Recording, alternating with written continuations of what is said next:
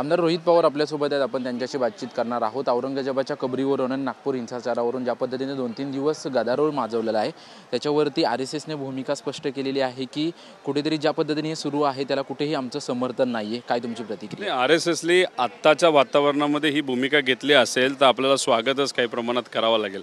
फक्त घोळ काय कळत नाही। आरएसएस एका बाजूला पत्रकार परिषद घेऊन म्हणते की आमचा याच्यामध्ये काय हात नाही, पण दुसऱ्या बाजूला बजरंग दल आणि त्यांच्या काही संघटना तिथे जाऊन आंदोलन करतात।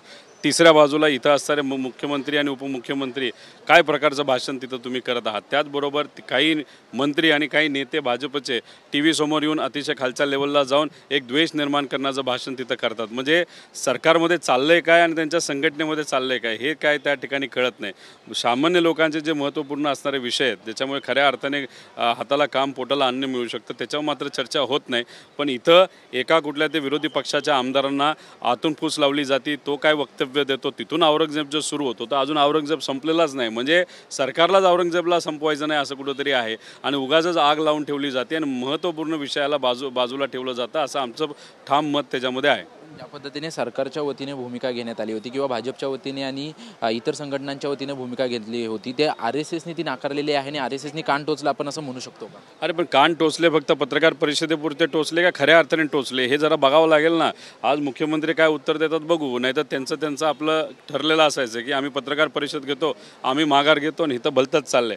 पण त्यांनी पत्रकार परिषद घेतलं हे मान्य केलं पाहिजे, त्यांचे आभार व्यक्त केले पाहिजे, स्वागत केलं पाहिजे। पण महत्त्वाचं काय की याच्यामध्ये आपण बघत असताना मुख्यमंत्री साहेबसुद्धा अधिवेशनामध्ये वेगळंच काहीतरी उत्तर देतात। ते म्हणतात की हे प्रीनियोजित होतं। उपमुख्यमंत्र्यांनी तर काय भाषण केलं, प्रीनियोजित हे वे सगळं बोलले, पण दुसऱ्या बाजूला सीपी म्हणतात ते तसं नव्हतं। मग सीपी तरी खोटं बोलतात, मुख्यमंत्री तरी खोटं बोलतात। आणि जर मुख्यमंत्री असं म्हणत असेल प्रीनियोजित होतं तर तुमचं जे काही इंटरनल इन्व्हेस्टिगेशन असेल नाही तर तुमचं माहिती देणारं जे खातं आहे ते झोपलं होतं का? जर आज ते डिपार्टमेंट झोपलं असेल तर उद्या जाऊन जर एखादी चुकीची घटना घडणार असेल आणि तुमचं डिपार्टमेंट कमकुवत झालं असेल, त्यांना काहीच कळत नाही या महाराष्ट्रामध्ये काय चाललंय, तर उद्या मोठा घात सामान्य लोकांवर होऊ शकतो। त्यामुळे कुठेतरी गडबड आहे या होम डिपार्टमेंटमध्ये असं आपल्याला म्हणावं लागेल।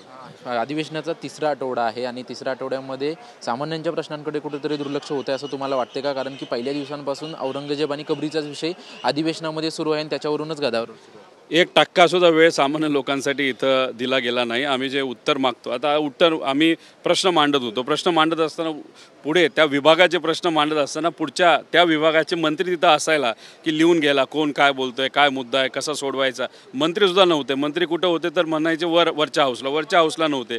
कुणीतरी 5 स्टार हॉटेलमध्ये, कुणीतरी आपल्या कार्यालयामध्ये बसलेले, कुणी कॉन्ट्रॅक्टर बरोबर बसलेले। म्हणजे इथं सगळा सावळा गोंधळ चालू आहे। इथं कुठेही सामान्य लोकांचे विषय चालले नाही। नुसतं औरंगजेबचा मुद्दा तो सुद्धा कदाचित सत्तेतल्याच काही लोकांनी आमदाराच्या माध्यमातून मांडला गेला, वातावरण पेटवलं गेलं आणि सामान्य लोकांची मात्र चेष्टा आणि या राज्याची चेष्टा या विधिमंडळाच्या माध्यमातून या सरकारच्या माध्यमातून होती असं आपलं ठाम मत आहे। आमच्याशी बातचीत केल्याबद्दल आपण पाहतोय की अधिवेशनाचा तिसरा आठवडा आहे परंतु कुठेतरी सामान्य लोकांची चेष्टा केली जाते, विधिमंडळातून सामान्य लोकांना न्याय मिळत नाही अशी भूमिका जी आहे आणि अशी प्रतिक्रिया जी आहे ती रोहित पवार यांनी व्यक्त केलेली आहे। कॅमेरामन योगेश सह निवृत्ती बाबर, TV9 मराठी, मुंबई।